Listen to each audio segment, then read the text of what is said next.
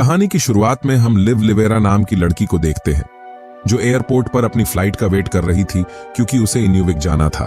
तभी लीव के पास उसकी फ्रेंड रुथ का कॉल आता है। रूथ लीव से पूछती है कि तुम कहां जा रही हो, मुझे तुम्हारा ईमेल मिला। तो लिव बताती है कि मैं बिल्कुल ठीक हूं, बस मुझे कुछ टाइम के लिए बाहर जाना है। लिव ने रूथ को एक मेल सेंड किया था जिसमें उसने सब कुछ लिख रखा था। इसके बाद रूथ बोलती है, मैं काम के लिए ऑफिस में डैनी को बुला लूं।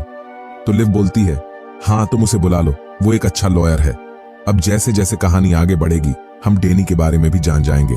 इसके बाद लिव कॉल कट करके रिसेप्शन पर जाती है तो लिव को बताया जाता है कि बहुत ज्यादा मौसम खराब होने के कारण इन्यूविक की फ्लाइट कैंसिल कर दी गई है और अब उसे कल की फ्लाइट से इन्यूविक जाना होगा।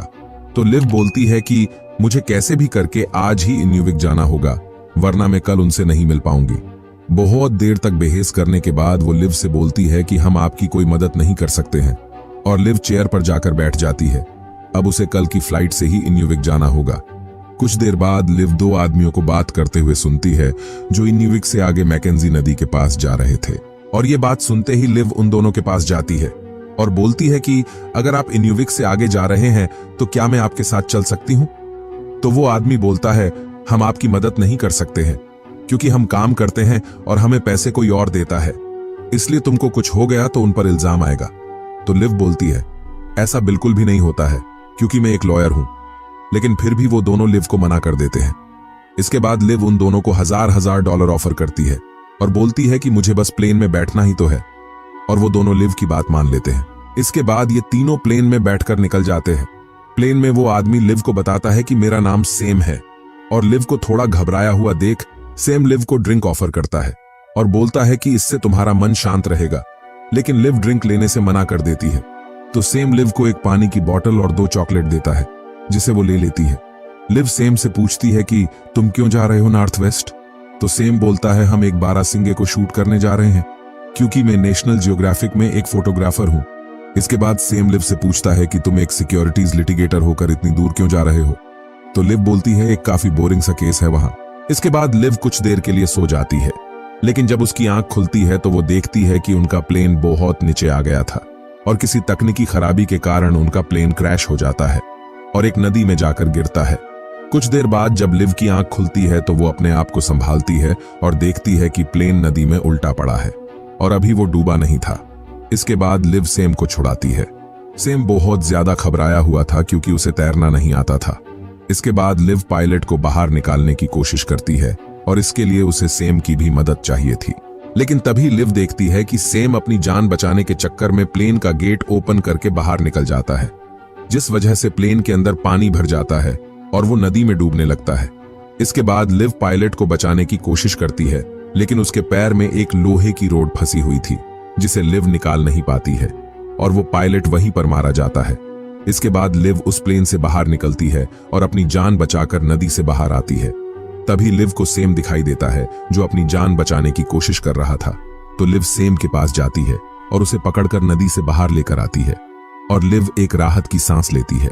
इसके बाद जब सेम लिव की बात का कोई जवाब नहीं दे रहा था तो लिव सेम को उठाने की कोशिश करती है और तभी लिव देखती है कि सेम के पैर में एक लोहे का टुकड़ा घुसा हुआ था। जब लिव उसे निकालने की कोशिश करती है तो सेम को होश आ जाता है और उसे बहुत ज्यादा दर्द भी हो रहा था। सेम लिव से बोलता है कि अगर तुम इसे निकालोगी तो बहुत सारा खून बह जाएगा, इसलिए वो पैर पर कुछ बांधने के लिए बोलता है। इसके बाद लिव सेम के पैर पर एक पट्टी बांध देती है जिससे खून निकलना बंद हो जाता है, लेकिन सेम बेहोश हो जाता है। लिव को कुछ समझ नहीं आ रहा था कि अब उसे आगे क्या करना है, और इस जंगल में सेम के अलावा लिव की मदद करने वाला और कोई नहीं था। इसके बाद लिव जैकेट से अपना फोन निकालती है और 911 पर कॉल करती है, लेकिन सिग्नल ना मिलने के कारण कॉल नहीं लगता है। इसके बाद लिव सेम का फोन निकालती है, लेकिन उसके फोन में भी सिग्नल नहीं थे। लिव दोनों फोन को अपने हाथों से ऊपर उठाती है, लेकिन इसका कोई फायदा नहीं था।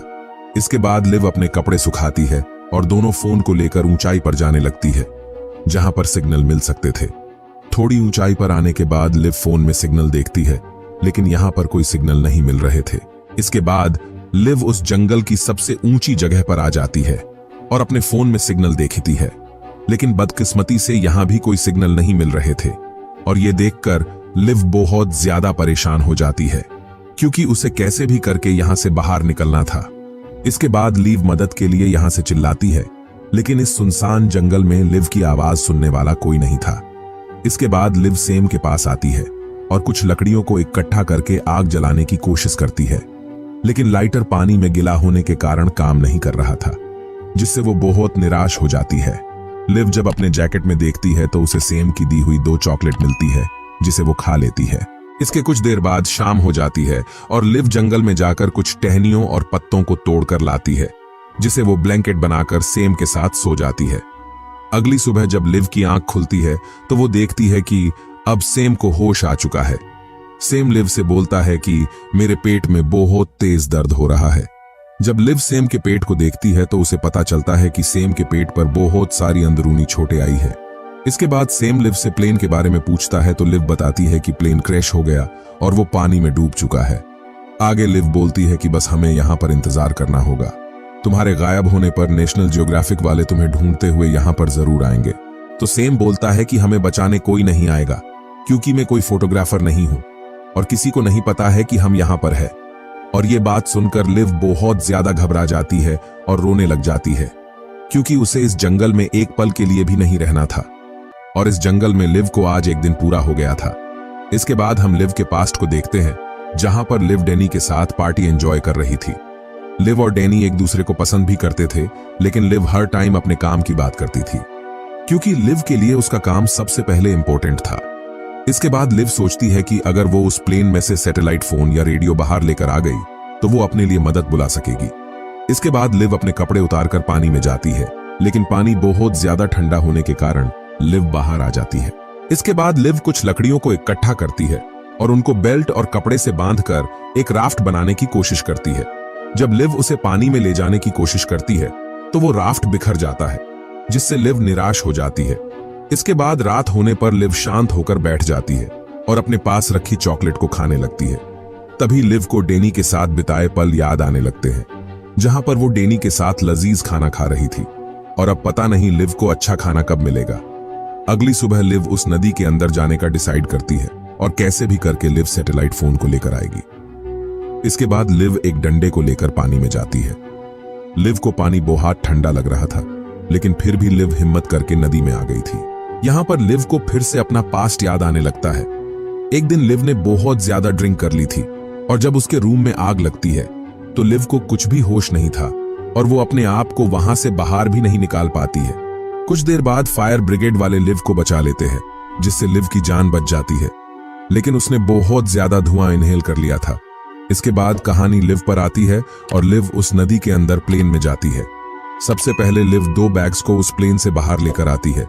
इसके बाद लिव फिर से उस प्लेन में जाती है और सैटेलाइट फोन को निकालने की कोशिश करती है, लेकिन वो नहीं निकल रहा था और तभी लिव पायलट की लाश को देख लेती है, जिसे देखकर लिव डर जाती है और एक बैग लेकर बाहर आ जाती है। इसके बाद जब लिव किनारे पर जाने लगती है तभी वो सेम के पास एक भालू को देखती है और उसे देखकर लिव चिल्लाने लगती है ताकि वो भालू सेम की डेड बॉडी को कोई नुकसान न पहुंचा सके, और लिव उसे भगाने में कामयाब हो जाती है। इसके बाद लिव उन बैग्स को किनारे पर लेकर आती है। सबसे पहले वो अपने बैग को ओपन करती है, जिसके अंदर कुछ चीजें थीं जो आगे लिव के काम आ सकती थी। इसके बाद जब लिव सेम के बैग को ओपन करती है तो उसमें से बहुत सारे पैसे निकलते हैं और दूसरे बैग से ड्रग्स की बोतल निकलती है।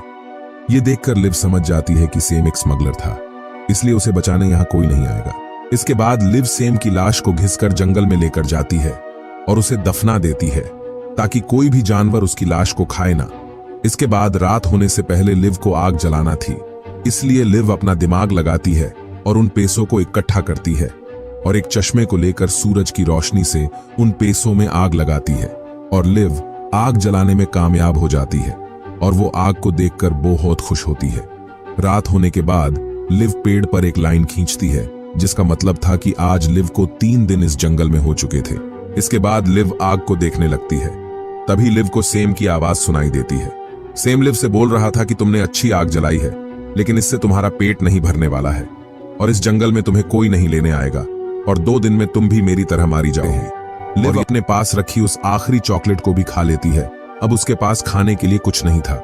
इसके बाद लिव उन ड्रग्स की बोतल को खाली करती है और नदी के पास जाकर उसमें पानी भर लेती है लेकिन तभी लिव को याद आता है कि इस पानी में बहुत सारे बैक्टीरिया हो सकते हैं, इसलिए लिव उस पानी को उबाल कर ही पी सकती है।